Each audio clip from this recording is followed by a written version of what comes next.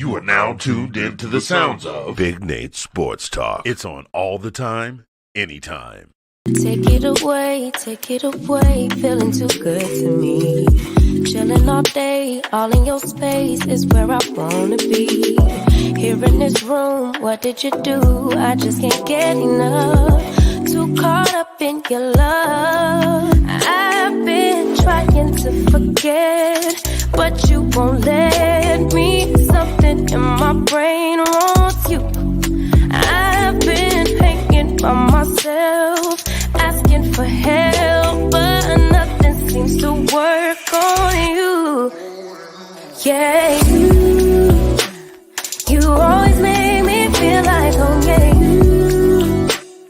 you never leave my thoughts alone, yeah, you're the reason I'm going out of my mind. I just can't stop thinking about you.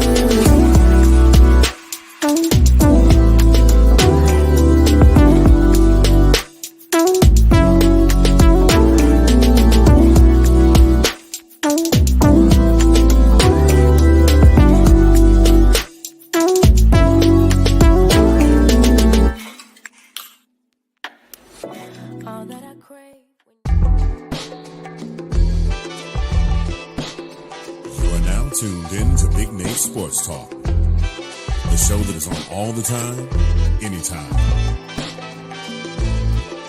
And now, ladies and gentlemen, the next big thing, the latest up-and-coming sports journalist, your host, Nathan Snell.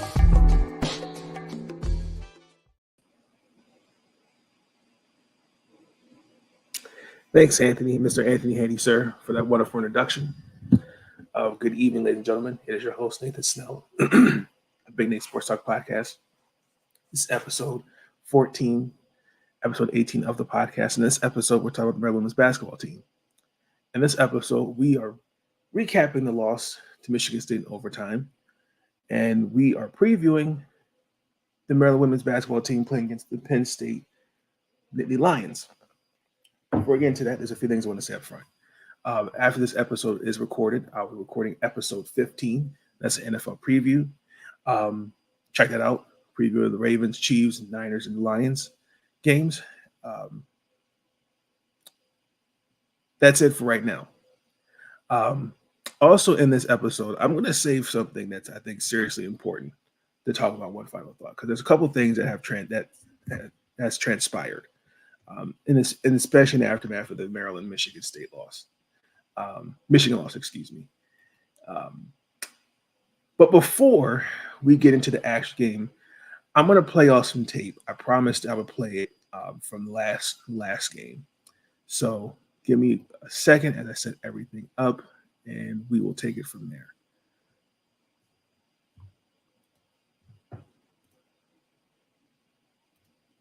Oh, wrong one.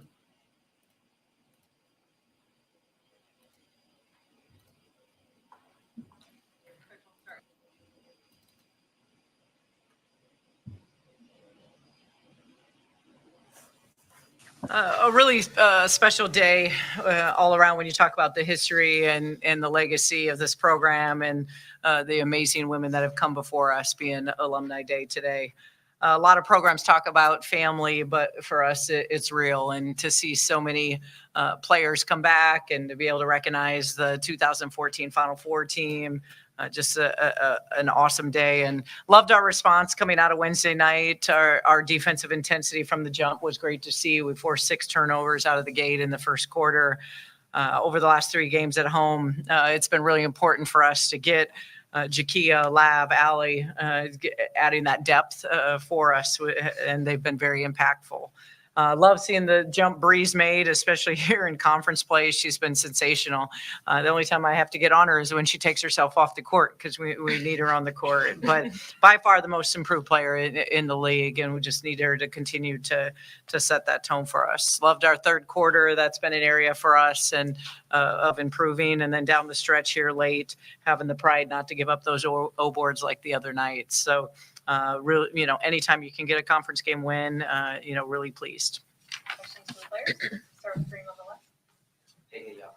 I'm going to ask about Bree, but I want to ask you, Shy. because you're just going to credit your teammates.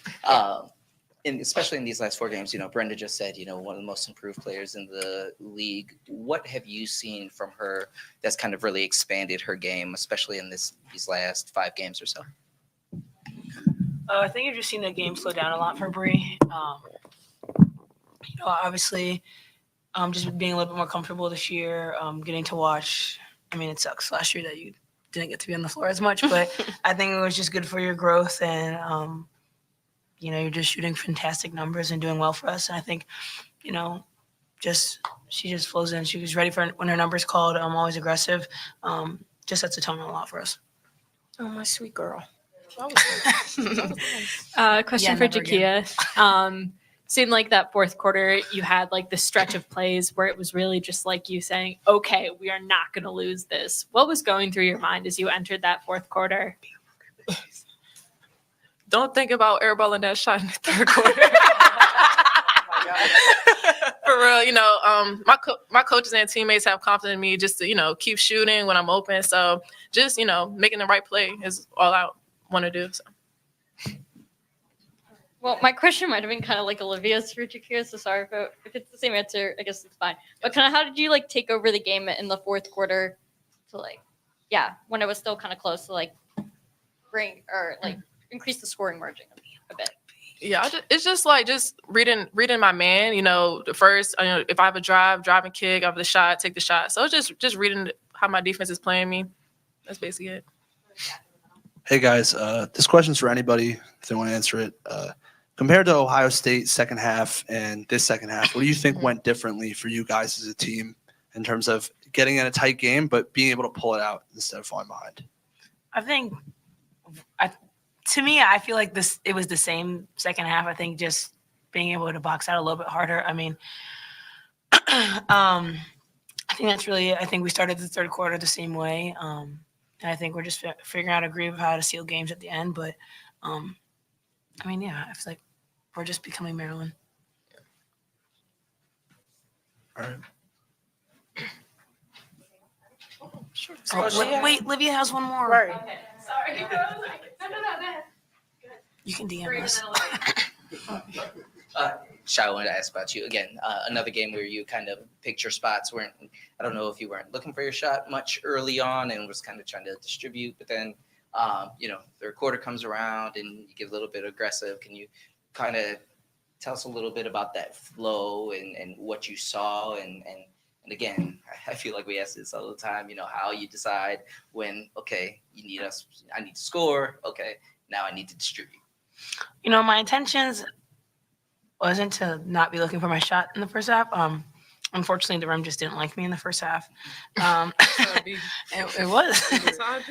Third quarter, I just came out trying to get at least a little closer. I feel like there was a couple bunnies that I could have made in the first half that I didn't, and they started to fall second half.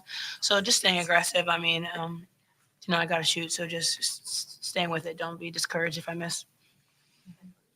For Bree, it feels like this is another game where you kind of put your body on the line on both ends of the floor, sometimes taking those hard falls. How do you kind of keep that fearlessness when there's always a chance of injury? And then when you're off the court, how do you work yourself to make sure you're in the shape that you can take those hard falls and stay healthy? Just recovery, and I have to do better with learning how to fall or just not falling at all. Just staying on my feet mostly, but just recovering after the games. About to do that right now. Yeah. After your social. Yeah, after social. Go right up to the social. I think it's over. Right up that door. Thank you. Good job. All right, please raise your hand for questions for Coach Reed. We'll go to Kareem. Brenda, down the stretch, especially kind of when Jakia goes on that, I think it was 12-2 run, and then just trying to get stops during that last stretch. Could you, what did you see, especially from the team defensively, where trying, not being able to quite always pull away the way you want to, but still getting stops when you absolutely need it? Yeah, we changed our defenses. We had done a lot of our matchup and defensively, so we changed to man. I thought we were able to at times to get really aggressive, but I don't know that I've ever seen a stat line when you look at the two teams and just how well both teams shot it. I don't know how much defense was really being played, but just a lot of great offensive power by both teams. So and then just trying to play call where we saw some things in our play calls, what we needed to run. Then late game was just trying to, not shoot it as quickly so we could use the time and score to our advantage. Coach, wanted to ask you about Allie. Great game from her today, Yeah. 17 points. Obviously, those fouls in the late game, but just how great was it to have her, especially in the first half after she was kind of limited in the past 3 games? I loved her response. We've been really just focused on her staying the course and staying confident, and that's what great players have to do. She had been picking up early foul trouble, and that's the difference this game. She was really able to stay in there in the first half, had a few in the second half that they kind of went against her, but just we need her on the floor and the presence that she's able to give us. So speaks volumes of Allie and her play to stay the course. How you doing, Coach? Good. First, a nice jacket. How do you take this game to build on success going forward? Yeah, we take every game. There's always win or lose lessons to be able to learn. So, like we do every time, we'll pull the good things out of this. We'll pull the things the areas that we need to improve on. A big emphasis after Ohio State was getting those box outs, and we had that small moment there in the fourth quarter that we had to correct. But I thought we were able to kind of withstand that wave. So just continuing to learn from it, both in the wins and the losses. I guess, how good was it to see Jakia kind of put the team on her back in the fourth quarter and help basically, I guess probably she did kind of seal the win with those 12 straight points? Jakia is so talented. That's what you expect from a fifth year, and the talent, the success that Kia's had, the games, the pressure games she's played in her 4 years of her career, and we need it. So love seeing where she's at for us because it helps us separate as a team. Hey, Coach. Hope you're doing well. Good win. So 4 stars in double digit scoring today, 2 stars over 20. I think it's the second time it's happened in the last few games. So just want to ask, what do you like about the aggressiveness of some of your best players in terms of wanting to shoot the ball and not giving up even a shy 0 of 5 in the first half and coming back and scoring 12 in the second? Well, that's now in league play, the kind of balance you have to have. You can't just have it come from 2 players. So we've got to be able to have that. You look at some of the fouls that we're able to draw between, Shy and Bree and our rebounding today, being able to be +7, that's an area that we really wanted to improve on. So all areas that you've got to be able to have when every team is so good in our conference. Hi, Coach. Hi. Can you give me the details of your jacket? Anybody make it? Did you buy it? I was proactive over winter break. I knew I needed a gold jacket. So I don't go to the mall anymore. So the things you can find online, just searched it up. And so, it was a gold theme. So just having fun with it. Hey, Coach, in your opening statement, you talked about Maryland, being a family. When you just look at the overall success and impact you've had, in Brianna and others, what would you say your why is? What my why is? Yes, ma'am. The people, the relationships. We had them all, our alums come in the locker room after the game, and they each shared a nugget from their past and the legacy piece. And there was not one alum that spoke about a game or the Final Four that they played in. It was all their sisterhood and the relationships and the people. And that's why I'm in it, is for the girls that we get to coach, the families that we get to be a part of. And that's bigger than any kind of wins that you can put out there. Yep. Thank you. All right. So I promised I'd play y'all that clip. That was the Illinois game from not this past, but last weekend on the 20th. Maryland played Michigan. We lost in overtime. That was a heartbreaker. The final score was 79-71. 77. I mean, damn! Damn!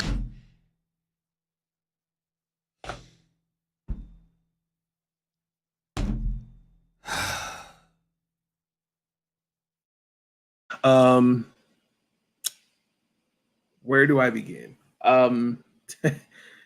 This is a game we should have won. We had a 15-point lead going into halftime.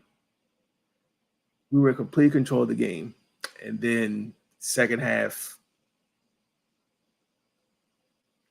I don't know. I needed. I couldn't even fathom. I'll play the tape, but I felt like they looked more. They made the adjustments.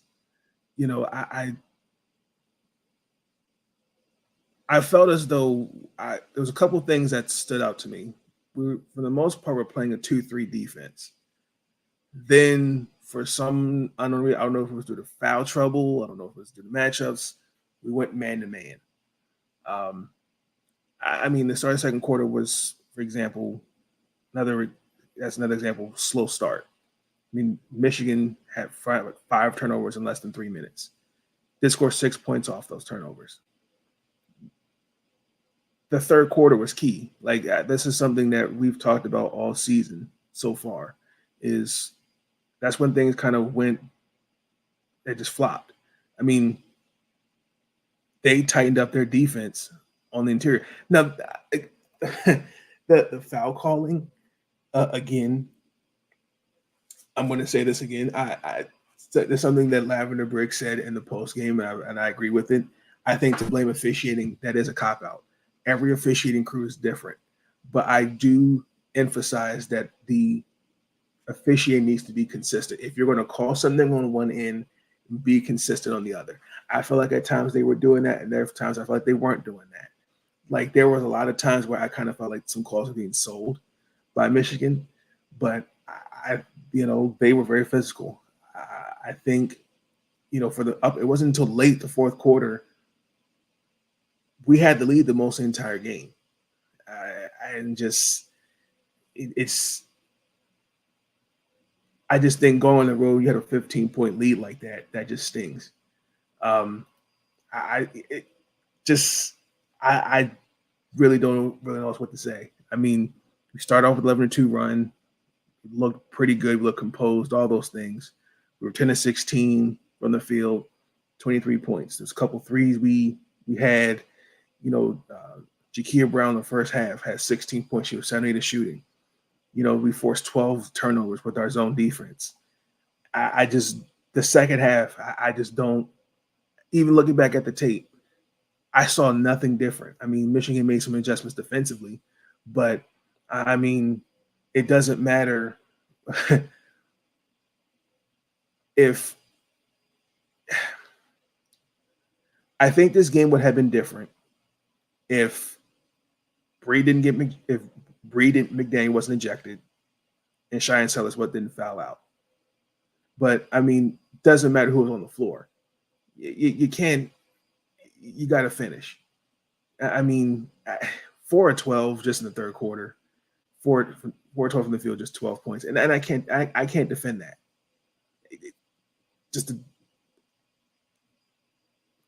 And then the fourth quarter, 9 shots. You turn the ball over 6 times. This is some bad stuff. I don't know what I'm going to do. I don't know what I'm going to say. I don't know what I'm going to do. I don't know how much more of this I can take. I just don't know. This is ridiculous. Oh, Lord. I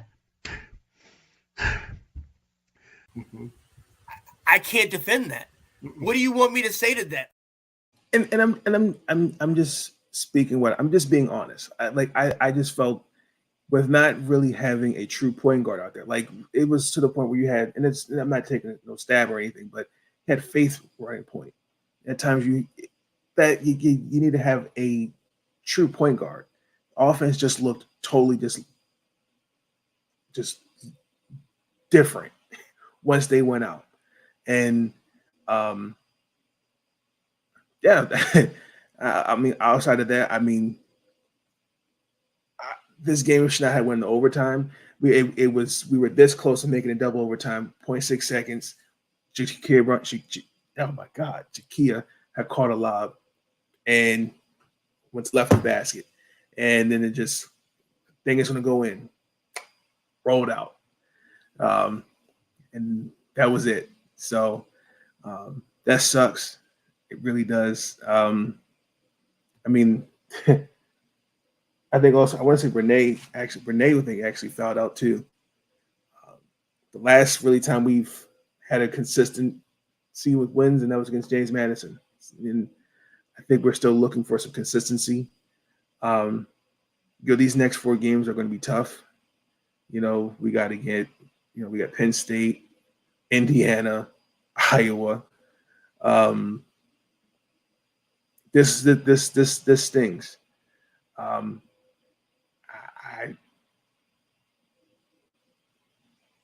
When you let a team finish close to fourth quarter and 11 run, force overtime, and you only scored 21 points in the last 20 minutes of regulation.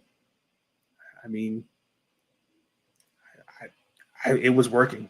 It really was. Like Ali Kubek, Lavender Briggs had 14 points.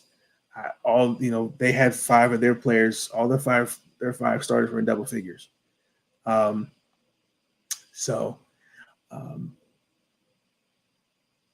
Yeah, that definitely stings. But I'm going to play the tape, and we're going to go into the sponsor once we're finished. So, 1 second as I set this up.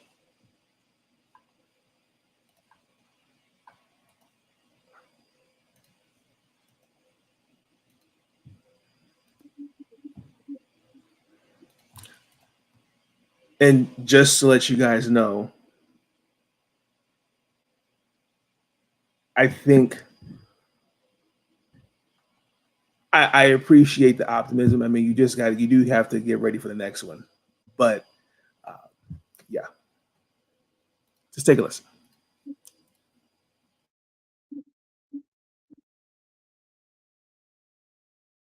All right, we have a Jakia Brown Turner and Lavender Briggs. We'll take questions here in the room first. Hey y'all, I have fun out there tonight. Can you take me back to actually just take me through that last play, just from your perspective. Caught it, seemed to hang on the rim right there, but just take me through that last sequence. I think we executed the play perfectly. It just, the rim just didn't want to give us that win, or take it to double overtime. But I think we executed that play really good. As you guys are going into halftime, into overtime, kind of what's the conversation amongst the group? I mean, I'm sure there's some disappointment as you guys had a big lead, but you guys are right there and everything's right in front of you. I think just rallying together, like just talking about digging deep and just trying to stay together. And it's a new game. Honestly, the last 5 minutes, so just trying to focus on what we can focus on and have the next play mentality. I was going to ask you, what seemed to change defensively in that second half, or what did they do differently? Because it seemed like they really struggled against that zone, and you guys kept them out of the paint for the first 20 minutes, but that seemed to open up a little bit for them in that second half. Honestly, I don't think they did anything spectacular. I think we just had miscommunications on our defensive end. Yeah, honestly, we let them get in the middle too much, and that caused us. Second consecutive game, your offensive game was working really well. What got you going in the first? I know it's teammates helping you out, but what got you going, especially early in that first quarter, where you guys set the tone and we're up 15 at halftime? Yeah, I think we're just just playing together as one, and I think when we play together, we're a great team, and I think if we keep doing that, we'll be good. Just one last one, either one of you. How's the feeling in the locker room right now? sort of a bit frustrated, or I don't know, frustrated, but you guys had a really big opportunity that was kind of there, and I assume it's frustrating letting it slip through your fingers. Definitely frustrating. Honestly, just looking forward to the next game. We let that slip through our fingers. Right now, it's kind of make it or break it, and we're right on the breaking point, and we're just trying to stay together as a team so we can get over that hump. So, We'll thank take you. one or two on Zoom. That's it. Okay, we'll go to Olivia and then Judas.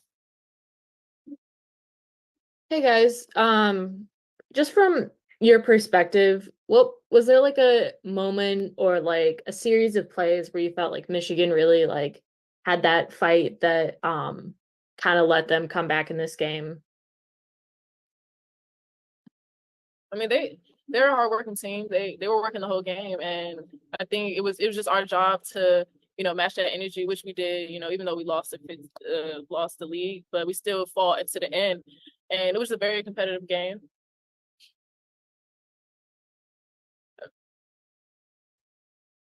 Anything else? Judas, go ahead. Okay, sorry. I didn't know if I was supposed to jump in. I guess what did you kind of think of, I guess, those like offensive fouls kind of called late in the fourth quarter and like overtime? I know maybe they weren't all against you, but I mean, honestly, it didn't seem like the refs were on our side, but we can't really put the game on the refs. We know that anywhere we go, the refs are never gonna, be with us. We always have to be 10 points better, and I think it's kind of a cop out. We just blame it on the refs. But I mean, we can't control what they call. We can only control how we play as a team. Okay, thanks, ladies. Thank you. Thanks. Thank you. Thank you.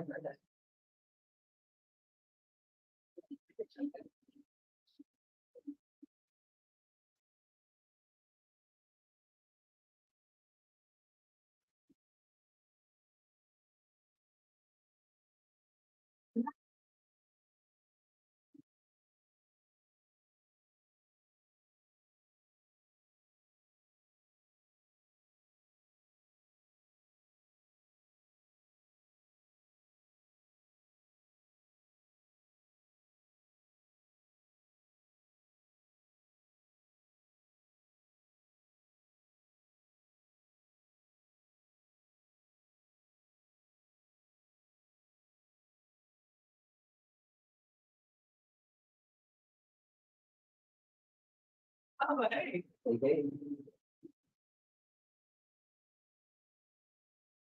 Oh, yeah, that'd be fine. So this is you. Yeah.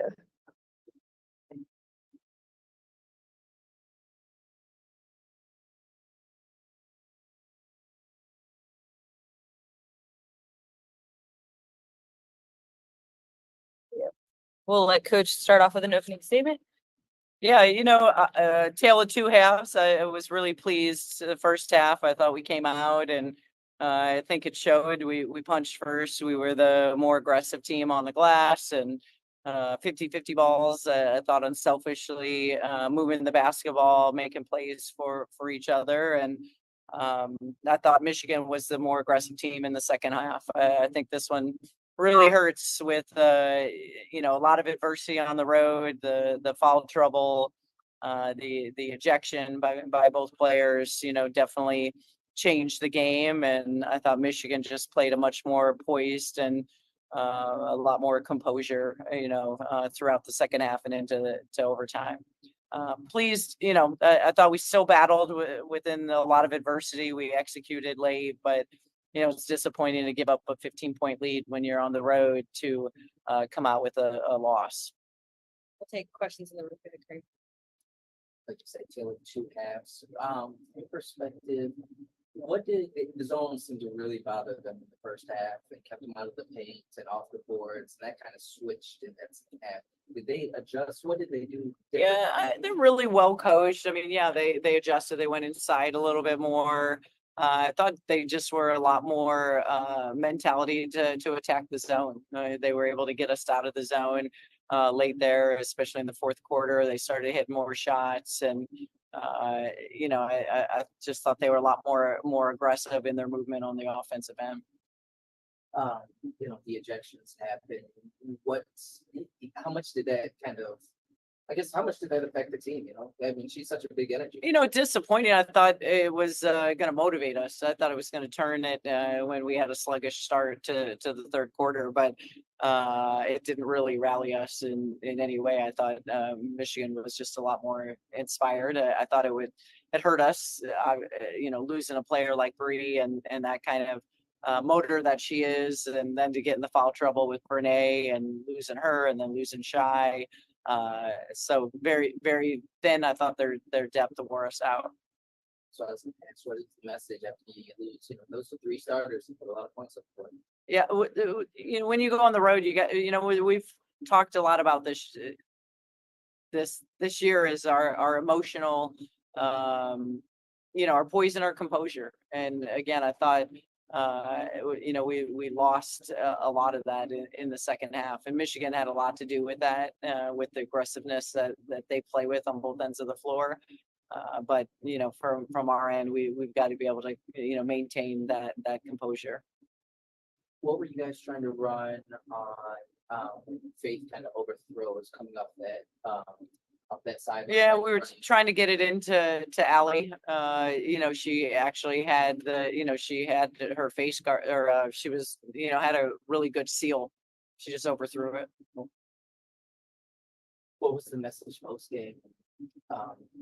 Just proud of the fact that we fought for the 45 minutes. I thought even late game we got some stops. We executed on the offensive end, but we're going to continue to have to take tough lessons when we lose the battle with something we can control, and we can control the poise and the composure piece, and that's an area that our team's got to be able to grow up with. Hopefully taking a tough loss like this, that we're able to move that needle in times of adversity. We have time for just a couple on Zoom. Okay, we'll start with Sam. Coach, I know you talked about the play, the pass into Allie from Faith. Did you give any consideration to, if that play didn't work, that what would happen where no time was drained off and they got the ball at half court? Or did you like the look enough to where you thought it was worth the risk? It wasn't just going to Allie. We had plan A and plan B to go to Kia. I think just the way she had it sealed, Faith thought she was going to get that pass into her. And then, obviously saw the turnover happen. So that wasn't the primary option? That was the primary, but we also had a secondary to it. Gotcha. Okay, we'll go to Olivia and then Aiden. Just curious. I mean, this has kind of been a bit of a struggle for you guys on the road, both in conference and out of conference. Is that more about just the quality of opponent you've been facing on the road, or have you guys struggled when you're not facing that, dealing with that positive home crowd and that court that you guys are more familiar with? I think it's just the quality of how good the league is. I think you saw the other night, Minnesota went on the road and lost to Wisconsin. We went on the road and beat Minnesota, and we've gone on the road and we've lost. So we've been at home and we've lost. We've been at home and we've won. So you're seeing how difficult the league is. I don't really think it, to layer that it's a home game or a road game and what we feed off of. It's just having to put a complete game together. Last one. Hey coach. Obviously going into halftime, it seemed like you guys had a lot of momentum with Jakia's 3 and then the big lead, but you've also had some struggles in the third quarter of the season. So I was just curious, what was like the message to the team at halftime? Yeah, we knew they were going to come back out. I mean, anyone that has, a fight in them, and they're very well, like I said, they're a competitive team. They're well coached and they're very physical. You're going to come out with a lot of pride. So we really wanted to come out like we were down 10. It didn't show, but we wanted to come out and be ready to, make a statement, continue to make a statement on the glass and with our defense. But, unfortunately, we weren't able to do that. Thanks, everybody.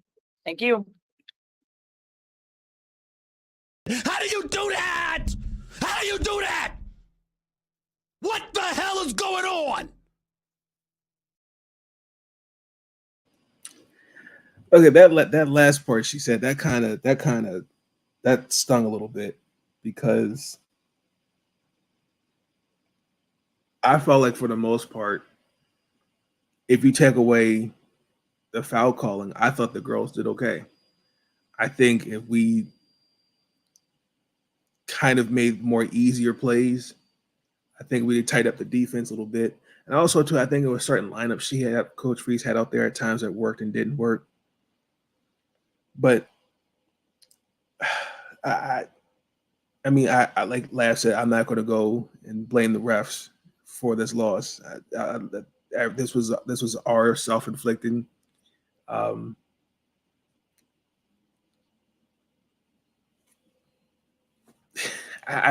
mean, the season ain't over. I'm not worried about that. I still think this team will be an attorney. But I think this notion that Maryland can't do anything in the postseason, I think that's BS. I think everything it's all adjustable. It's all fixable. Bree McDaniel said it after the loss against Michigan State. It's Coach Brendan's not on the floor. Then they as players have to figure it out. I just think when you do look at when you saw Nay, Shy, and Bree out the game, and then again Riley's out for the season, Emma's out for the season, and then Hawa, Mary, Summers, and they're not touching the floor. Emily played some minutes. The depth is really slim, and that's there. I don't think this team is not as. I feel like this team would have been the most deepest in terms of how the construction of the roster was up until the injuries. I mean, I already kind of knew the game was over, respectfully, once Shine was out with fouls. Because it's like, when you bring Faith onto the court with a 7-player rotation, that's over. And I'm just using that as an example. But, I mean, I don't want to sit there and say that they didn't look composed. I thought they did enough. I mean, they tried. I mean, they fought. But that lineup, when you have practically three bigs in your starting lineup, it's a wrap. And again, you had no true point guard out there. That matters.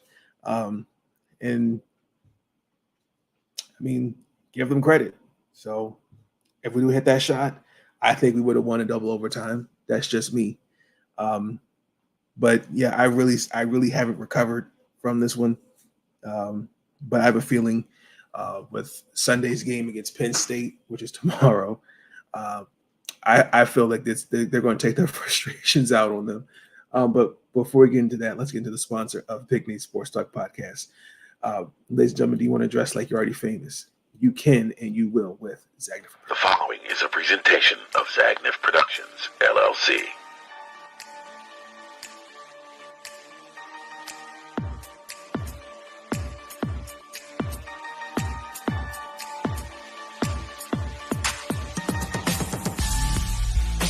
Introducing Zagnif Apparel. Our comfortable line of leisure wear and athletic wear will have you comfortable and stylish at any occasion. Whether you're at the gym, out shopping, or just relaxing at home. Whether you're an athlete or just want to lay around the house, we've got the perfect outfit for you. Stop by our website today and pick up your favorite pieces.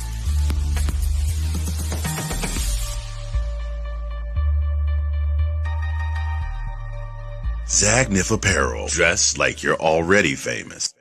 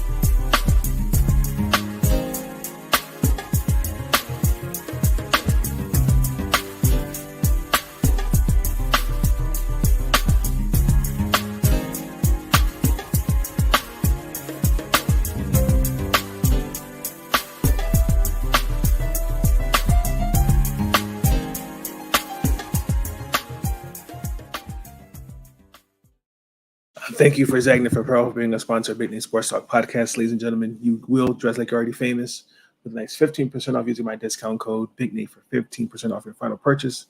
They're having a closeout sale January 31st. Please check out Zagna for Apparel. Ladies and gentlemen, let's move on. We're going to get ready for Penn State, the Nittany Lions. This should be a good game. We're on the road. I feel as though that we're going to be ready for them. Sunday, 1 o'clock, we'll be in the Big Ten Plus app. Check it out. Penn State, they're 14-5 on the year, 5-3. Last year, they were 14 and 17. They won only 4 games last year in the Big Ten. Player that stands out is former Maryland Terrapin, Ashley Owusu. He was here with us for 3 seasons. She just came back from injury. She's averaged almost 19 points a game in her 4 games since. Penn State, they are a good, strong offensive team. I think they can shoot the ball from the outside or inside. They have the 3rd best scoring offense in the Big Ten, and the stats prove that. They're almost averaging 86 points a game, and they're the 2nd best team in D1, about 40%. I'm curious to see. I expect us to stay how we were against Michigan, the 2-3 zone. I do expect that. Rebounding, they're not the greatest rebounding team. I looked at the stats; they are under 40 rebounds a game. They're 9th in the Big Ten. That's mediocre. And if you're Maryland, you have the able players to rebound. When you look at the numbers rebounding wise in the Michigan game, for the most part, Maryland did okay. So I expect rebounding to be a plus differential for Maryland. I do expect, as I said, this to be a bounce back game. Painfully, we are 1-5 on the road. I definitely think this would be a confidence booster, which I already believe they already have. We've got to play for 40 minutes strong. Can't have one half, a great half. Got to have 2 good halves of basketball. I want to see how they come out at halftime. That's one of my keys. And then also to the foul calling. Just again, that's something that we can't control. But also to Adley Quebec, who had a great game 14 points. I expect her to continue continue to have some shots go more her way. Hey, Alexander, man, we got to get her some more shots. I mean, she only took 4 shots, has 6 points. Got to get Nate some more shots than that. Yeah, it's going to be. I think it starts with our defense. Our defense turns to offense. So I already know what they're going to be expected to do. I'm not worried. I believe they'll surprise Penn State. But if they do all those things, I think Maryland will defeat the Penn State Nittany Lions 81-72. Guaranteed. I know it's not going to be an easy task, but if Maryland, I think Maryland has it. I know they got a couple other guards. They're great, but I just see Maryland motivated, especially after a loss like that. I'm not too worried. So should be a great game. Check it out, 1 o'clock on the Big Ten Plus app. Let's get into the one final thought of the podcast.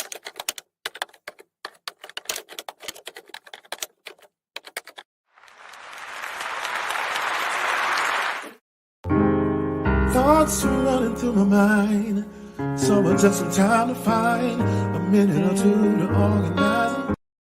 All right, one final thought. One final thought is Bree McDaniel.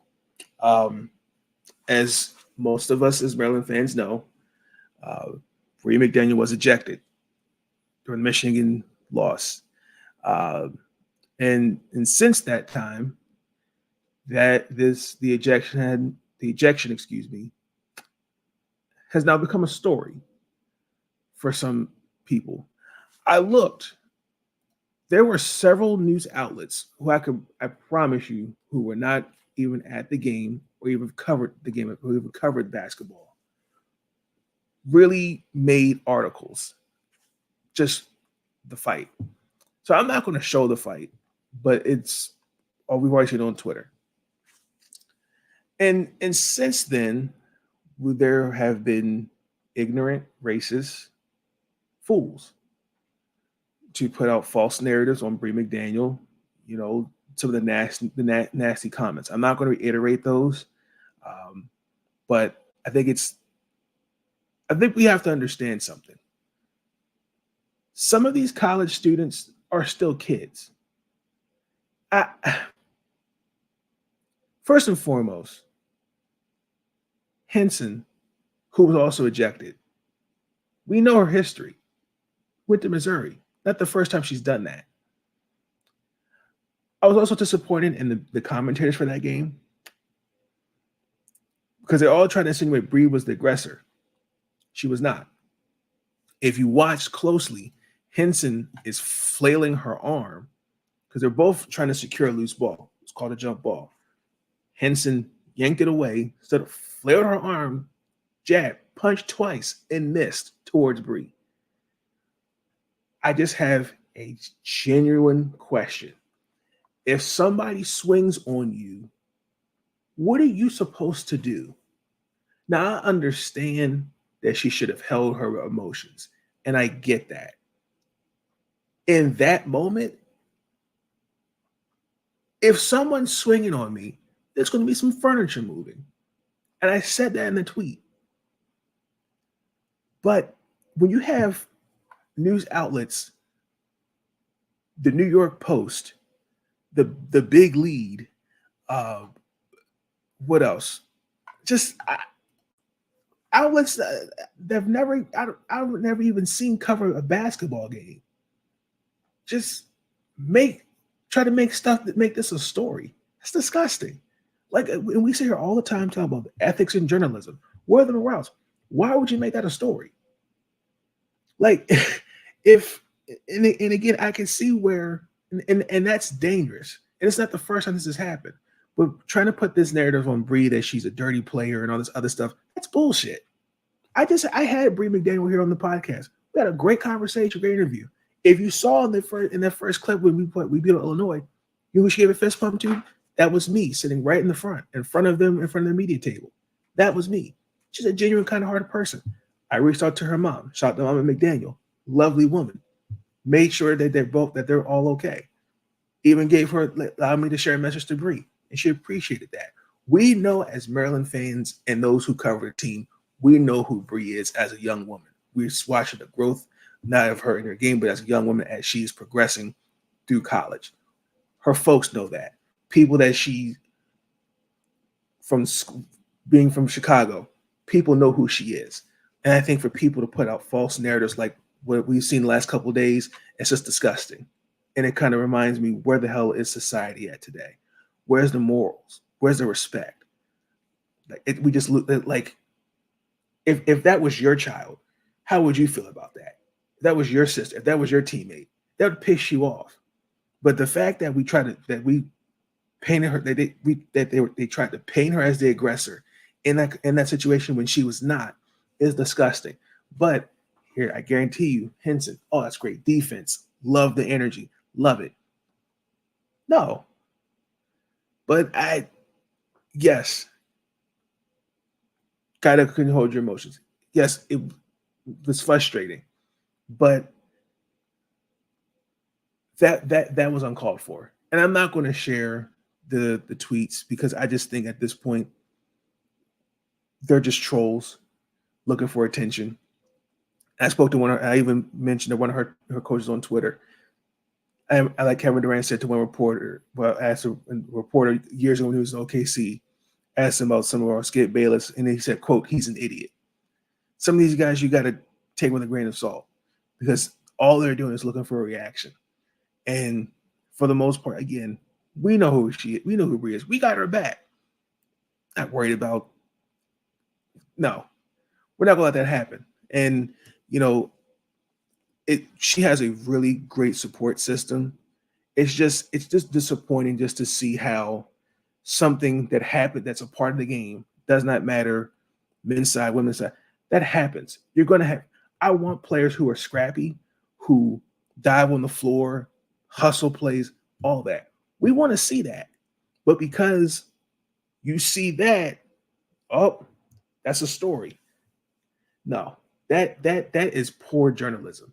And those who wrote those articles, y'all should be ashamed of yourselves as journalists, because ethically, that's not a story. Because if you were a real journalist, you would not have wrote that. But you wrote it because it gets views, it gets attention. It's just sad, man. It's sad. But that's going to conclude this episode of the Big Nate Sports Talk podcast. Please like, comment, and subscribe. We out of here. Peace. But they don't know, they don't know, they don't know. Nobody knows but us how we roll, how we roll. Nobody knows what we got but us, but us.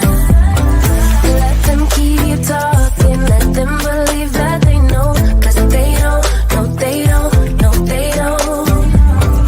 Let them believe that they know, 'cause they don't, no they don't, no they don't. Let them keep talking, they don't, they don't, they don't. How we roll. Let them keep talking, they don't, they don't, they don't. How we roll.